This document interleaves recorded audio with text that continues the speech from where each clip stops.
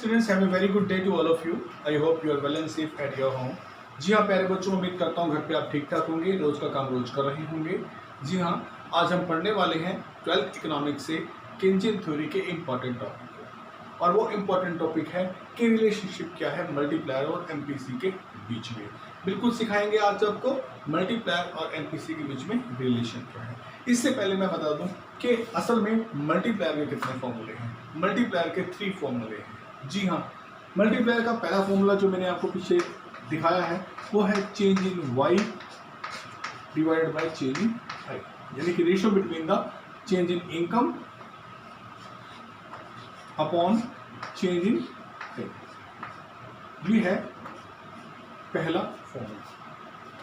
दूसरा formula multiplier का निकलता है मल्टीप्लाई का रिलेशन एमपीसी के साथ 1/1 minus marginal propensity to consume. M for marginal, P for propensity to consume, यानी कंज्यूम करने की सीमांत दर। तीसरा जो फॉर्मूला मल्टीप्लायर का होता है, क्योंकि मल्टीप्लायर का संबंध कंजप्शन से भी होता है, मल्टीप्लायर का संबंध सेविंग से भी होता है, 1/MPS।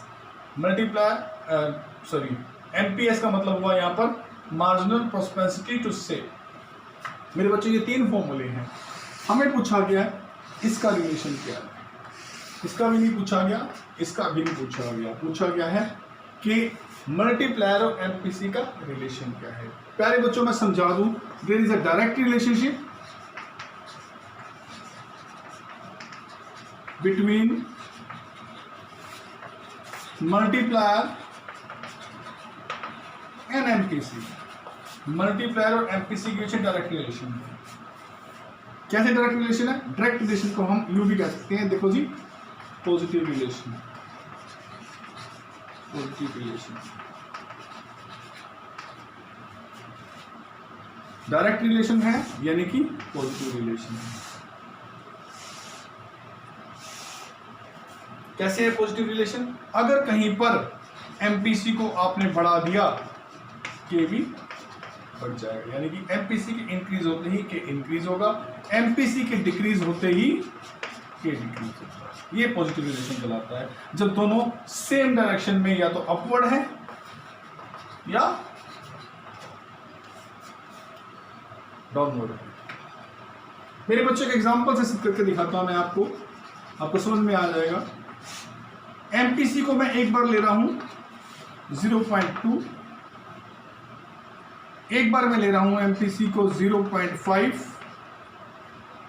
चलो ऐसा करते, पहले 5 ले लेते हैं। एक बार 0.5, फिर मैंने ले लिया 0.8, एक बार मैंने बढ़ाया है, एक बार मैं घटाऊंगा। चलो इससे मैं घटा के 0.2 ले लिया। पहले मैंने एमपीसी को बढ़ाया है, फिर मैंने एमपीसी को घटाया है। अब देखेंगे क्या असर आता है। के क्या होगा पहली कंडीशन में, निकाल लेते हैं। 1/1 माइनस एमपीसी। 1/1 माइनस एमपीसी का मतलब हो गया 0.5, 0.5, 1/0.5, 10/5, क्योंकि डेसिमल है 10/5। कितना आया मल्टीप्लायर?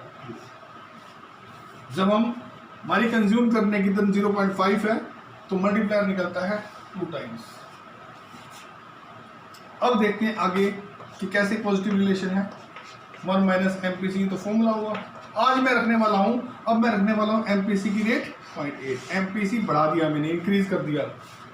1 माइनस 0.8, 1/0.2, 10/2, मल्टीप्लायर कितना हो गया 5। देखिए जैसे ही कंजप्शन का रेट हाई हुआ वैसे ही मेरे पास के भी हाई हो गया। देख लीजिएगा, के शुरुआत में 2 था, अब के कितना है 5। के में रेज कैसे हुआ? जैसे ही हमने एमपीसी को 0.5 से 0.8 किया, एमपीसी के बढ़ते ही के भी बढ़ गया। अब हम देखते हैं इसको लगा के कि एमपीसी को घटा देते हैं तो के पे क्या असर होता है। 1/MPC, 1 minus MPC. बच्चों पहले की स्थिति जो है मैं सेम उतार रहा हूं, 2 वाली। 1/1 माइनस 0.5, 10/5, 2 आ गया। अब नया जो मैं घटा रहा हूं एमपीसी को, जी हाँ 0.5 से 0.2 कर रहा हूं।